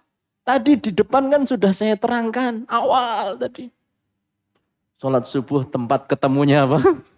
Malaikat. Salat asar, gue tak simpen neng buri iki. Ternyata betul dugaan saya. Beda nama, beda apa istilahnya? Cuma beda nama saja. Jadi sholat bardain itu sholat apa Pak Bu? Subuh dan asar. Semakin ngaji harus semakin rajin. Makanya satu saat Syekh Abdul Razak datang ke sebuah masjid. Di lingkungan yang kata Syekh Abdul Razak, di situ banyak orang ngaji. Orang seneng ngaji. Seneng taklim. Kemudian Syekh memuji-muji kampung itu kepada orang tua tadi, Syekh Abdul Razak. Kata Syekh Abdul Razak kepada orang tua tadi, Masya Allah, kampung panjenengan banyak orang-orang yang seneng ngaji. Apa kata orang tua tadi? Ngaji. Apa kamu bilang? Kata Syekh Abdul Razak, Alhamdulillah di kampung panjenengan kathah tiang engkang remen ngaos. Hah? Sampai 3 kali. Kata Syekh Abdul Razak. Diulangi lagi sama Syekh Abdul Razak. Nggak bilang, oh dasar. Mboten. Syekh Abdul Razak orangnya lembut. Diulangi lagi. Alhamdulillah di kampung panjenengan kathah tiang engkang remen ngaos. Ngaos.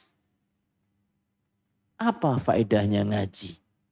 Kalau enggak sholat subuh berjamaah di masjid. Apa faedahnya ngaji? Kalau enggak sholat subuh berjamaah di masjid. Celep. Saya terus enggak bisa komentar apa-apa. Kenyataannya begitu. Kita ini ngaji, semakin ngaji harus semakin rajin. Saya terus terang. Awal-awal dulu seneng mau sholat. Paling abot niku sholat nopo? Subuh. Ditangek men pindah jurus.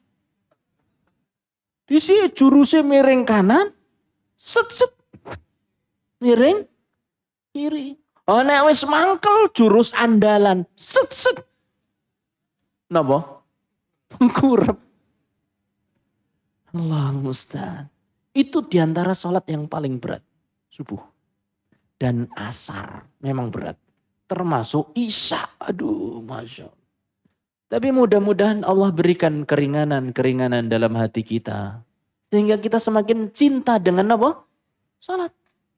Mudah-mudahan Allah mudahkan kita bangun di waktu apa? Subuh. Mengerjakan sholat di waktu zuhur. Terus sholat di waktu asar. Kita berdoa pada Allah Subhanahu wa ta'ala. Baik. Ini tentang apa? Sholawat ya, kok tekan sholat. Sholawat kok tekan sholat. Nah, dipuji-puji oleh Allah dengan sholawat yang kita ucapkan. Jadi bukan main-main. Semakin kita ngaji, harusnya semakin rajin apa? Sholawat. Kapan sholawat itu kita panjatkan? Menyebut nama Nabi Muhammad sallallahu alaihi wasallam di hadapan Allah dalam beberapa kondisi. Ada kondisi-kondisi, kesempatan-kesempatan kita bersolawat. Saya catat di sini ada sekitar 7 atau 8 kondisi. 1, ketika tasyahud. Ketika apa? Tasyahud. Jadi kita mengucapkan tasyahud. Asyhadu an la ilaha illallah. Wa asyhadu anna Muhammadan abduhu wa rasuluh. Allahumma salli ala Muhammad wa ala ali Muhammad. Nama Anda langsung disebut-sebut oleh Allah. Berarti mboten main-main. Basa Jawa nih ora baen-baen. Ini pahala yang besar. Jadi ketika bersolawat, kita bayangkan pahalanya besar sekali. Ketika tasyahud, ini yang pertama. Yang kedua, setelah adzan. Kapan Pak Bu? Setelah adzan. Berdasarkan hadis Abdullah ibn Amr radhiyallahu taala anhuma, ketika Rasul sallallahu alaihi wasallam bersabda, "Idza sami'tumul muadzina faqulu mithla ma yaqul." Ketika dengar muadzin, katakan apa? Seperti apa yang dikatakan oleh muadzin. "Tsumma shallu alayya." Kemudian bersolawatlah kepadaku. Jadi setelah adzan, sebelum doa. Jadi ketika muadzin mengumandangkan adzan, kita tirukan ucapannya. Setelah itu kita mengucapkan Allahumma salli ala Muhammad wa ala ali Muhammad kama shallaita ala Ibrahim wa ala ali Ibrahim innaka Hamidum Majid. Mau diperpanjang juga boleh. Allahumma barik ala Muhammad. Seterusnya baru Allahumma rabb hadhihi da'wati tammah. Jadi solawat itu setelah adzan. Hadisnya solawat itu setelah adzan. Adapun solawat sebelum adzan, saya belum ketemu. Wallahu alam. Ini setelah adzan. Yang ketiga, ketika masuk masjid dan keluar masjid. Ketika masuk masjid dan keluar masjid. Berdasarkan hadis Abu Hurairah radhiyallahu taala anhu, "Idza dakhala ahadukumul masjid falyusallim 'alan nabiy sallallahu alaihi wasallam." Apabila seorang dari kalian masuk ke dalam masjid, maka hendaklah bersalawat dan salam kepada Nabi Muhammad sallallahu alaihi wasallam. Kemudian dia mengucapkan Allahumma ftahli abwaba rahmatik. Allahumma shalli ala Muhammad wa ala Muhammad. Allahumma ftahli abwaba rahmatik. Kalau keluar, yusallim ala Nabi sallallahu alaihi wasallam. Dia bersolawat kepada Nabi Muhammad sallallahu alaihi wasallam. Kemudian dia berdoa, Allahumma ajirni minasyaitonir rajim. Ya Allah, lindungilah aku dari syaitan yang terkutuk. Atau Allahumma iftahli abwaba fadlik. Salawat dulu. Jadi ketika keluar masuk masjid. Nomor berapa itu? 3. Yang nomor 4, doa. Ketika seorang berdoa, awali dengan salawat. Karena pernah suatu saat Rasulullah sallallahu alaihi wasallam mendengar seseorang melakukan doa dalam salatnya. Dia langsung doa, tidak salawat. Kata Rasul sallallahu alaihi wasallam, "Ajila hadza." Wah, ini tergesa-gesa. Ya. Kemudian dipanggil dan diajari, "Idza shalla ahadukum falyabda bi tahmidillahi wa tsana'i alaihi, tsumma liyusalli alayya ala nabi sallallahu alaihi wasallam. Tsumma yad'u ba'du bima syaa." Apabila kalian sholat, kemudian kalian ingin berdoa, hendaklah diawali dengan tahmid, sana, kemudian sholawat. Ya, supaya lebih apa? Sempurna. Kemudian hendaklah berdoa sesuai dengan apa yang dia kehendaki. Jadi dalam berdoa pun begitu. Awali dengan apa? Memuji Allah. kemudian bersolawat kepada Rasulullah sallallahu alaihi wasallam, sederhana dengan potongan alhamdulillahirabbil alamin, Allahumma shalli ala Muhammad wa ala ali Muhammad kama shallaita ala Ibrahim wa ala ali Ibrahim innaka Hamidum Majid. Allahumma rabbi, seterusnya. Yang sederhana. Sana salawat kemudian doa. Yang ke berapa? 5. Setelah takbir kedua salat jenazah. Salat jenazah berapa takbir? Salat jenazah siapa yang tahu berapa rakaat? Tunjuk. Nggih, silakan. 4 rakaat? Ya, beli hadiah beliau. Jadi bukan rakaat ya, 4 takbir. Monggo Pak, silakan. Itu pertanyaan pancingan. Ya. Ya, biar ingat Bapak itu kalau sholat jenazah ingat bukan rakaat, takbir. Monggo Pak, silakan. Barakallahu fiik. Di rakaat yang pertama apa yang dibaca? Monggo. Takbiratul ihram ya. Bukan takbiratul ihram, setelah takbir. Al-Fatihah. Aduh kaken sing jawab niki hadiah ra cukup. Gitu. Baik, Al-Fatihah. Ingat-ingat ya, Al-Fatihah artinya apa? Pembuka. Sholatnya diawali dengan pembuka. Kadang kan sudah lama nggak sholat jenazah, lama sudah nggak ada yang meninggal. Begitu ada yang meninggal, ya, lali. Apa meneh kon ngimami jenengan mawon. Lah kan apa tuh? Aku lali nggih mawon. Astagfirullahaladzim. Ingat, Fatihah artinya apa? Membuka. Berarti dibuka dengan Fatihah. Setelah itu takbir yang kedua baru apa? Salawat. Nggih. Berarti salawat kepada Nabi Muhammad sallallahu alaihi wasallam adalah takbir kedua setelah salat ketika salat jenazah. Yang keenam di hari Jumat. Hari apa? Jumat. Kata Rasul sallallahu alaihi wasallam, "Fa'aktsiru alayya minas salati fihi." Perbanyaklah salat kepadaku di hari Jumat.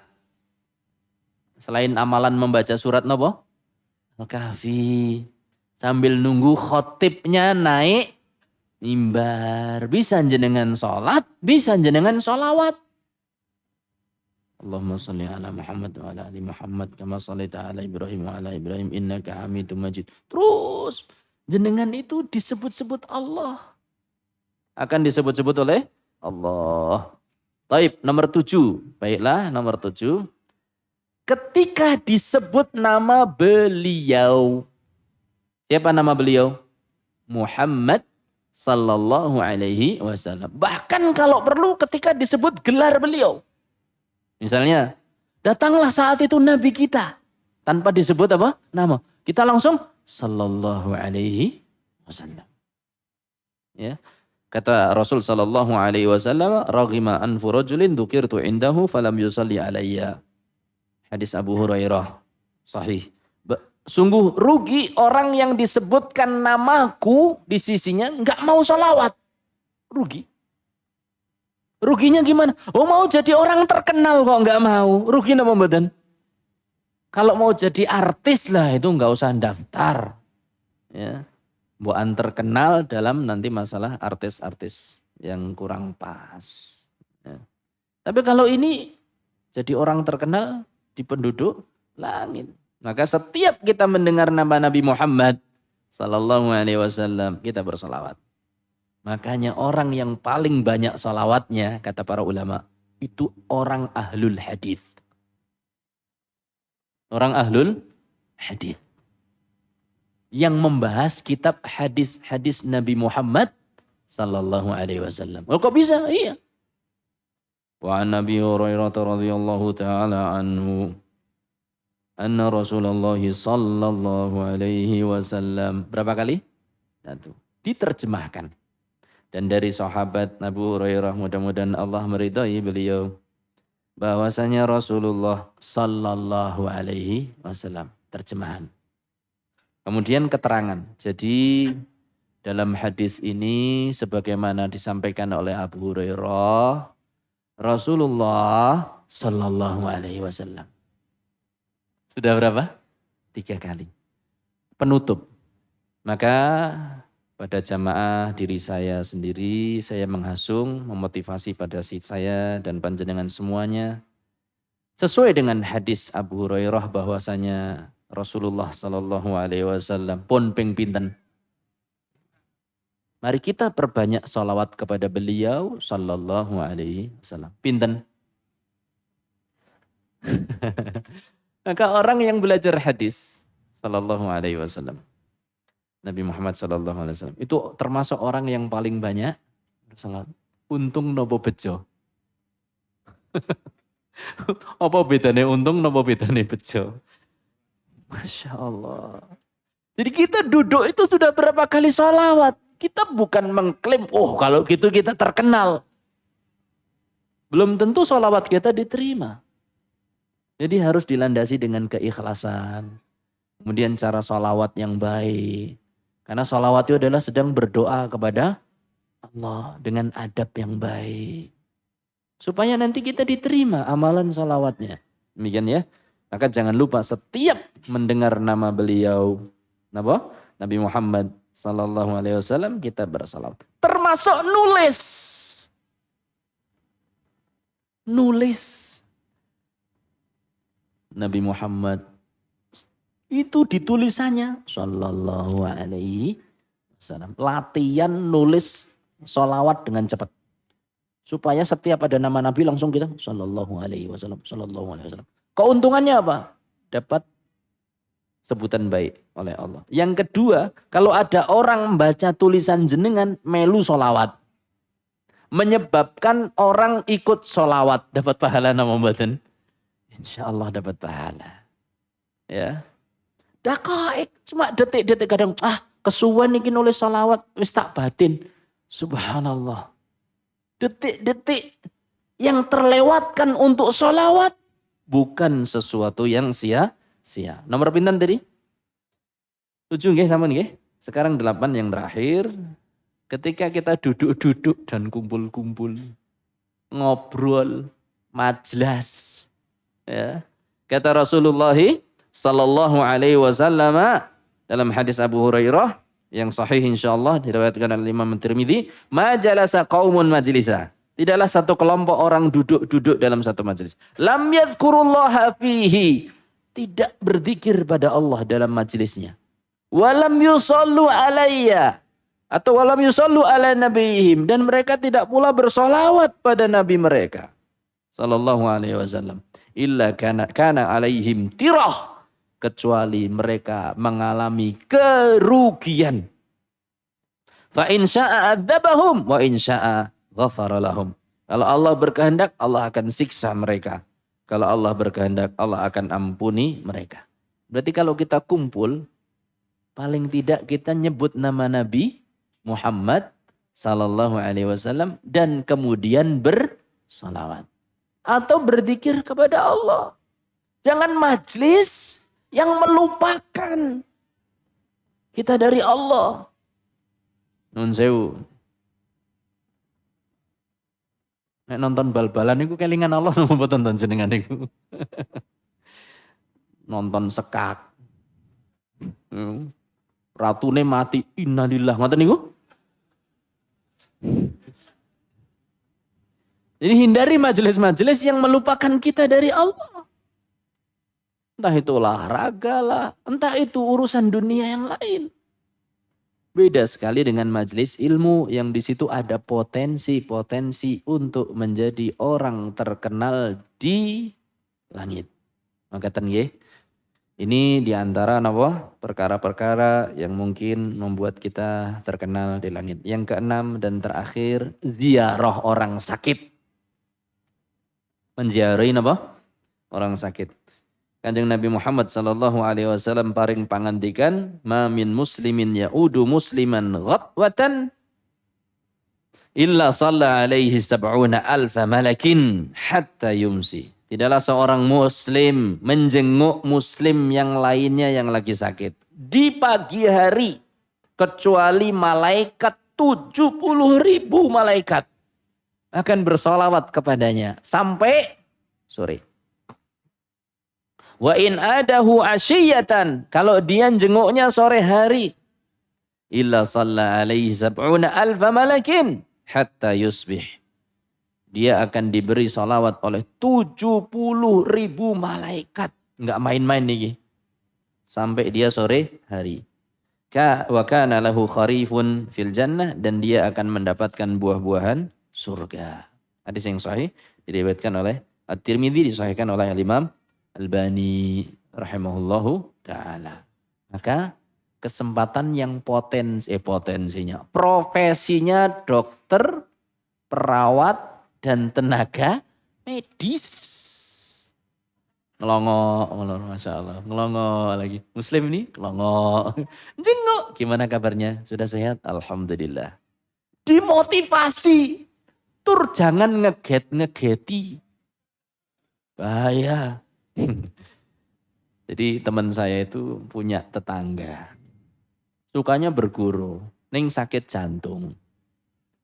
Jadi pasiennya seorang dokter yang juga suka berguru. Pun mantun. Dokter nuweni. Assalamualaikum. Waalaikumsalam. Kabari pun sehat. Alhamdulillah. Jenengan daleme pundi Pak Dokter? Tanya dulu, jenengan daleme pundi? Oh kalau desa mriki Pak Dokter. Lan jenengan dalemipun pundi Pak Dokter? Nek kula griyane 3. Setunggal. Griya ingkang kula panggeni kali anak istri. Oh. Nah nomor kali rumah sakit. Niki rumah sakit sing rumah kula biasa keluar masuk. Oh, lah nomor 3 kuburan. Langsung wonge mendelik niku. Nggih. Cerita teman saya, Ustadz itu teman saya, dia tetangganya sih Fulan. Orangnya itu langsung mendelik, kemudian lemes dan meninggal dunia. Serangan jantung. Makanya jangan ngegeti, nilai uang. Wah, nek ngene iki biasanya mati Mas. Astagfirullahaladzim. Mbok menawi mekaten ingkang saged kula aturaken, mugi-mugi bermanfaat dumateng tumrap kula pribadi lan panjenengan sekalian. Allahumma amin. Subhanakallahumma wa bihamdik asyhadu an la ilaha illa anta astaghfiruka wa atubu ilaik.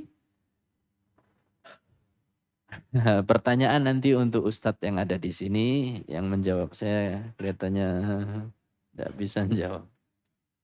Saya hanya bisa menyampaikan. Nanti Ustadz-Ustadz yang di sini saja itu disimpan nggih. Tolong nggih. Matur nuwun. Saya biasanya kalau ada pertanyaan senangnya karena ada salamnya. Saya caca, kemudian Assalamualaikum Ustadz. Waalaikumsalam warahmatullahi wabarakatuh. Mohon maaf Ustadz mau tanya.